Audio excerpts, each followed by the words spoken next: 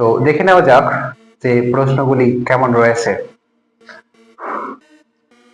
প্রথম যে চ্যাপ্টার, তোমাদের তিনটা চ্যাপ্টার পরীক্ষা হবে। একটা চ্যাপ্টার হচ্ছে পরিমাপ, দ্বিতীয় চ্যাপ্টার হচ্ছে বল ও গতি, আর একটা চ্যাপ্টার রয়েছে পরমাণুর গঠন। তো প্রথম একে একে আলোচনা করা যাক। প্রথম চ্যাপ্টার রাশি ও তার পরিমাপ। আসলে আমরা রাশিরই পরিমাপ করি। তো রাশি জিনিসটা আসলে কি?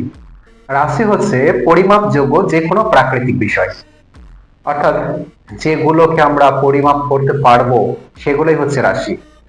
যেমন ধরো এই যে মার্কারটা রয়েছে আমার হাতে, তো এই মার্কারটার আমরা দৈর্ঘ্য পরিমাপ করতে পারবো, এর ভর পরিমাপ করতে পারবো, এর ওজন পরিমাপ করতে পারবো, এর ঘনত্ব পরিমাপ করতে পারবো।